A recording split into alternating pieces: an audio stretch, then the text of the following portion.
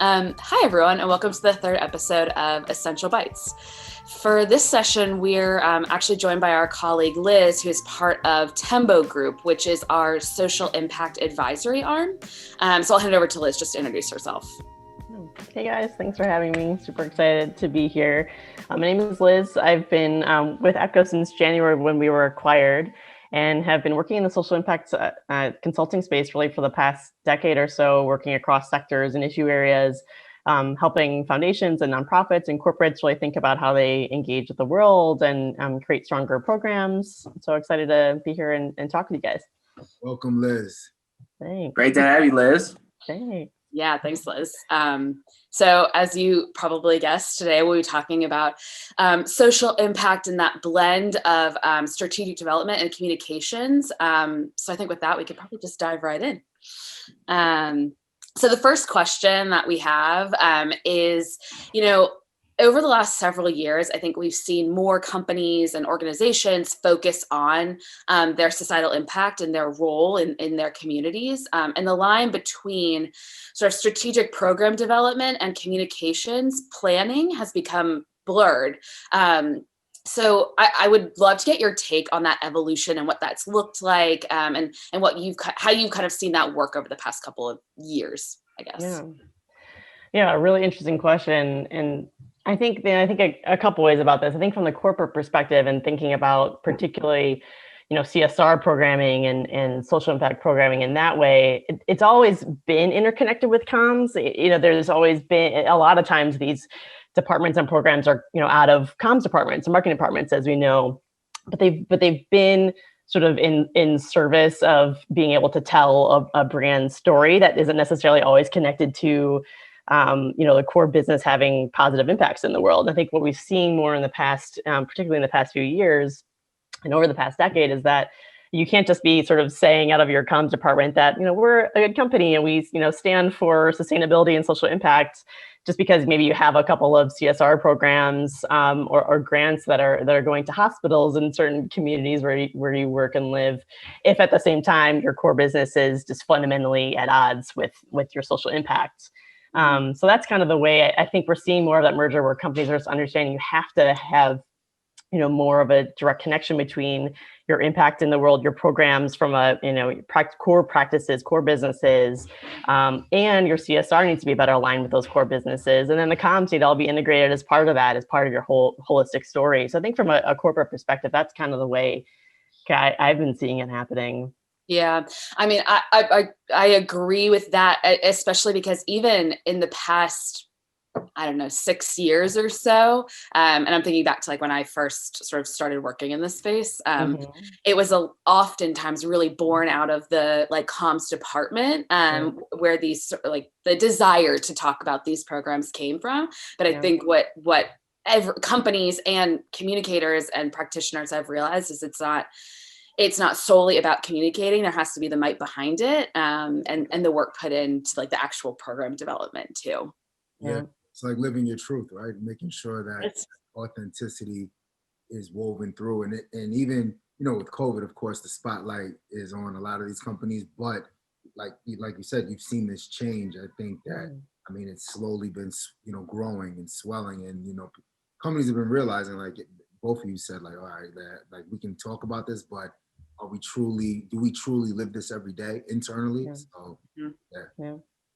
I think you've seen this. Oh, sorry. Go ahead, please. No, I was just going to say, Dan, and just to add, I think it's in the nonprofit sector as well. Nonprofits have always, and in the philanthropic space, it should have more of sort of a purpose-driven. They should fundamentally have a social impact mission, but they're still dealing with a lot of the equity issues that we're talking about today that have to be addressed, and you can't be communicating about your positive impact at the world if you're not also thinking about your organization and how it exists. And that very much goes for philanthropy and nonprofits as well. Like, go ahead, Dan. No, I was just going to say that I think because of that environment wherein the expectations have been raised, the bar has been raised for companies to be proactive in their strategy and approach and do so in an authentic way. You've seen a shift from communications sort of being stuck in the back room to be reactive in their approach and say, okay, well, we should probably have some CSR and have social impact, and how are we going to integrate that? Now that is a fundamental aspect of program planning, strategic development, maybe even the driver of the path forward. And I don't think that's been the case for a long time, or really ever before, until the last 10 years or so. And if anything, the circumstances that Dre mentions, not just COVID-19, but renewed calls for social justice, this has created an environment in which that is a requirement for nonprofits to be able to succeed and to eventually get to a place where they can advance their mission. Yeah. So I know we just touched on nonprofits a little bit, but Liz, in your experience, have you seen any industries specifically sort of, were any like early adopters of this? Were they, kind of a little bit more on the forefront? Were they driving this sort of more purpose-driven, sort of mission-based communications and programming? Any like perspective there? Yeah, I come back to the classic example, everybody comes back to, think about, the Patagonias of the world, that they're the companies, and so from corporate perspective, the companies that were just ahead of their time and from the get-go were thinking about how they had an impact in the world and environmentally and socially. And we've seen Patagonia be really interesting and bold in their communications and how they engage with the world in a way that a lot of other companies for a long time weren't willing to remotely kind of touch. Yeah. And I think, IKEA has been in that space as well, really, thinking about that engagement and communications alongside that program development and sustainability and social impact. So I think those are the early adopters. I think a lot of the retail and, like public consumer facing brands, that's where, they're forced to, they have no choice. They have to be, they're constantly faced with the expectations of consumers today, which are, constantly evolving and getting more sophisticated as well. And then, and so I think a lot of, like B2B companies, they're sort of coming along the path. They've got a little ways to go, but, and then from nonprofits, I think back, when I sort of started in this space as well, it was, that was sort of the early days of like Avaz and Move On, the new nonprofits that were coming, movement building nonprofits that were really engaging and in communications in a way that people just hadn't been before, and using digital tools in a way that nonprofits hadn't at all tried. And I think so those are really the earliest adopters of that. Those are that new nonprofit space. And then I think you saw, groups like IRC really realize they need to kind of continually move the needle on the issues they're working on. You have to think about engagement in this new digital way, and that's just a way to have impact now, much more impact. So yeah. Sorry, do you want to go ahead? Oh no, I was just gonna say to add on to that, one thing that I've seen over the past couple of years, are kind of more of these smaller niche apparel and color and food brands, really at the forefront of really, kind of taking that stand. There's a eyeglass company, sunglasses company in LA. I think they're called Rain, RAEN, and apologies if I butcher that. But they are handmade, but they're really big on just giving back to LA communities, utilizing local LA suppliers, really being about sustainability. There's another a company called Cleveland Kitchen that makes this kind of this wild take on sauerkraut. So these more smaller niche brands, I think you don't have. It's easier for them to kind of navigate that path. They don't have to jump through hoops or answer to different shareholders. But I've seen those like niche apparel and food companies kind of. Well, I didn't know you were a sauerkraut guy, Dre, but I learned something new today. I have a diverse palate, man. I can appreciate that. It's interesting you mentioned that though, because in some ways it sounds like those smaller niche brands are accelerating their entry into a market using sustainability of their product as one of the key aspects of what they're trying to achieve. And I feel like that is kind of a big evolution from what it used to be. I just bought a shirt from this company called Mantra, if we were looking for another sales pitch here, that was all about the sustainability of the product. And that made me want to buy it more because you feel like you're having an impact with making your purchase, and who doesn't want to feel good about their purchase from an Instagram ad. So I do think that at the end of the day, if you have companies that are now looking at sustainability as functionally, central to what they're trying to achieve as a company and a marketing point, that was never the case before. It was something that was necessary, but now it's a driver strategy, which is definitely a shift. Yeah, it is interesting. It is quite the shift. And I think from what I'm hearing about what all of you guys just said is like, yes, it's the Patagonias and the IKEAs and these big companies have like partially like paved that way, but it's not all just, these, bigger and larger scale companies too. It's local. It's really being an infused part of the community where your company lives and with the people that you affect, which is kind of an interesting sort of dimension to it too, because I don't think I think we oftentimes talk about it on the much bigger scale, but it's not always like that too. So a question on something that you actually brought up, Liz, is that like those audience sort of expectations and frankly, almost like demands at this point for what like companies stand for and the values that they put into the world is constantly evolving and changing. How have you seen any companies like keep up with those really well? Like, how do you think that they've done that? I think because it's tough and I don't think there's necessarily even one answer to that, but I'm just curious if you've seen any that have done it particularly well. Yeah, gosh. Good question. I think to not say the sort of the same, there's like that category of companies like they keep coming up and because they've been at the forefront and they've done it so well. Yeah, and they keep and they've been at it for so long. Like it was, IKEA really went through a process to get to where they are. They weren't always the most sustainable, company. They went through a real like reckoning and how it needed to shift. But yeah, I think that there's just so much evolution required in it, and even the companies, the largest companies that are at the forefront of sustainability and social impact, they're still reckoning with the fact that they're increasing emissions because people are still consuming their products. Like there's still there's this constant need, no matter how ahead you might be of the curve, that you both have to be dealing with new and changing demands from consumers. And again, I come back to like word sophisticated, which isn't quite right, but I think we're expecting more. Like we're expecting that your product should be environmentally sound. We're expecting that your product should,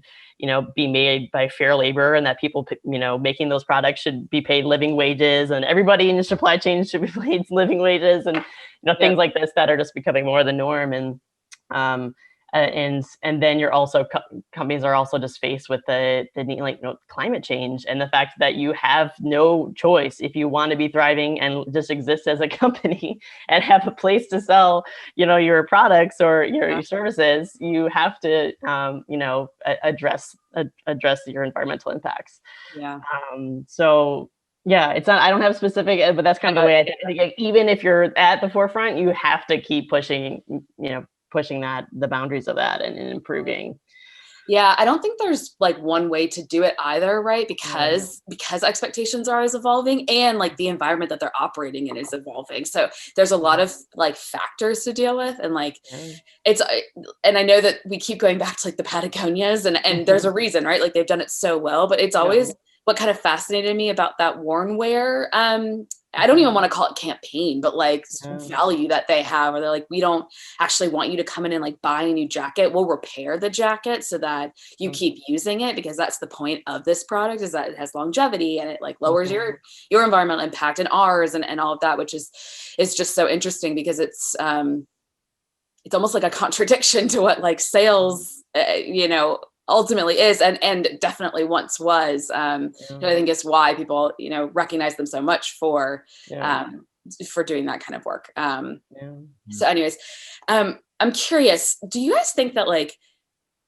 early adopters of this sort of this more values driven and strategic programming type of initiatives are better off now than those that were a little bit later adopters to it? Or do you think it almost doesn't matter because it's such a constant evolution and there's always like, it's always changing? Like, do you think there was benefit to starting earlier, I guess? I don't know. What's your take there?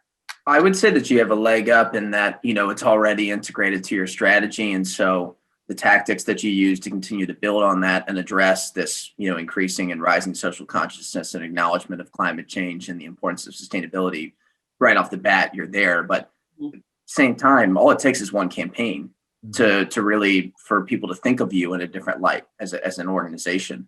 And one that comes to mind for me is Levi Strauss. They've actually have been for a long time at the forefront of sustainability in the way that they create their products.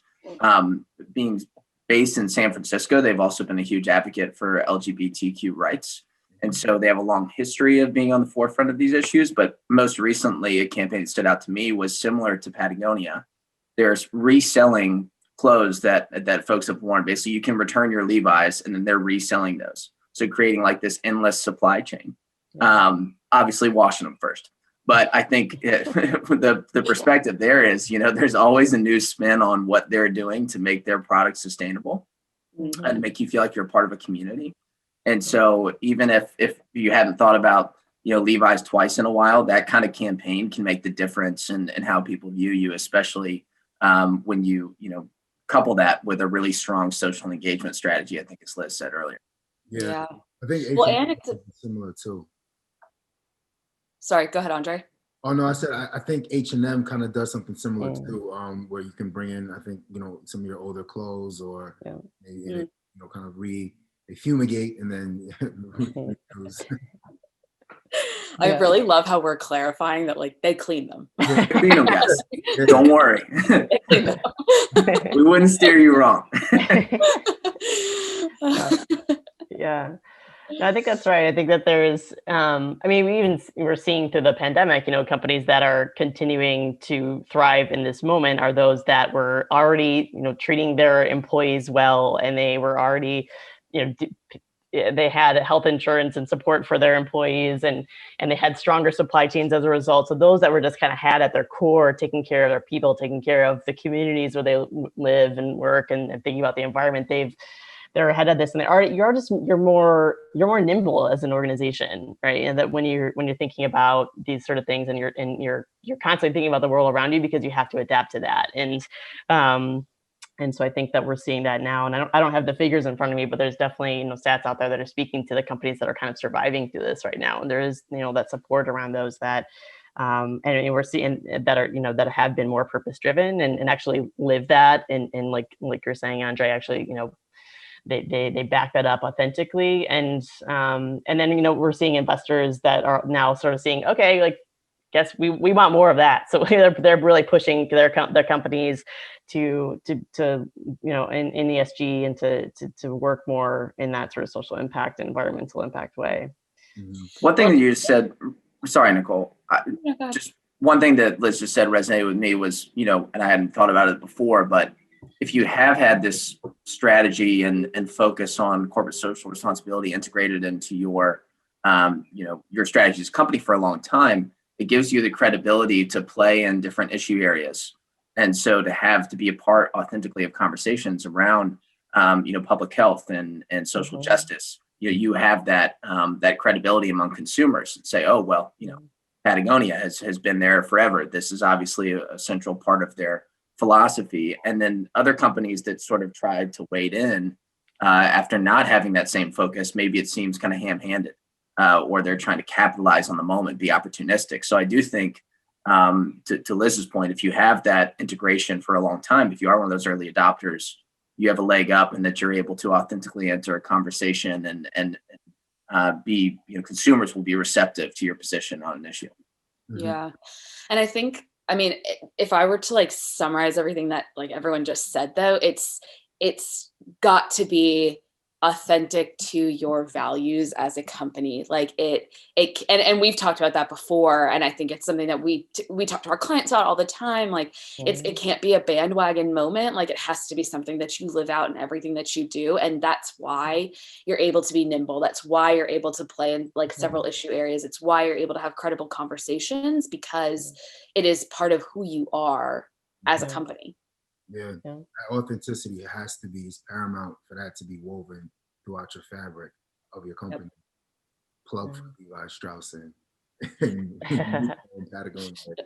Absolutely. Well, and actually, there were a few clients that I had who wanted to make statements when the conversations around racial justice were sort of at their peak in the U.S. And we ultimately counseled against them making statements because the statements didn't include concrete action. because they didn't necessarily have a way to do that, to be a part of the conversation authentically. And they were trying to do the right thing. They recognized the importance of advancing these renewed calls for social justice, but they didn't have a method or a mechanism to really be a part of that authentically. And so ultimately decided, not to move forward. And I think that requires that baseline of having been authentically involved in these kind of conversations. And then you get to a point where putting out a statement like that goes beyond the lip service, and you have concrete action that you're going to take on behalf of, a given cause. Yeah, absolutely. Dan, you and I just ran into that with a client, and I guess, that brings up the notion of, when it comes to authenticity, these brands really need to, there's probably a core set of questions that they need to answer. And one of the biggest ones is, are we truly ready to take a stand, a long-term stand, right? When it comes to whatever it is that we're trying to communicate, are we ready to have a 6 to 12 month action plan, or 2-year plan behind this? I think it's a great point, Dre. I think you said this to me before, but even if you put out the right statement and take the right action in March, what are you going to do in May? What are you going to do the following year? How are you going to really bring this to life and do so in a way that's authentic and show that you're committing to this? Because I do think it's much easier to do a one-off campaign than it is to commit to long-term investment and having a meaningful impact on society. So 100%. When it comes to society, when it comes to the impact on society, I don't think there's short-term memory right now. We're constantly consumed, but right now, when it comes to how our brands operating and impacting me, my environment, there is people remember. And so, like you said, and we had this discussion. Yeah, okay, it's October. Where are we at in March? Because I remember what you said. So show me. Dre, I couldn't have said it better myself. I think that's what, is at the core of what we're talking about. So I think that's the perfect place for us to end this episode. So thank you, Liz, for joining us. This was a really interesting discussion. It's clearly something that we all feel, really passionately about and really care about, especially as we're talking to clients about this stuff every day and making sure that they're really authentically, incredibly engaging with their audiences. So thank you for joining us. Thank you for having me. Super fun. Thank you, Liz. Thanks, Liz. Bye, guys. Hey, guys. Andre here. I hope you enjoyed today's episode. Remember, we want to hear from you. Let us know your thoughts on future topics, if you want to join the show. And of course, as always, we want you to keep the conversation going. See you in the next episode of Essential Bytes. Cheers.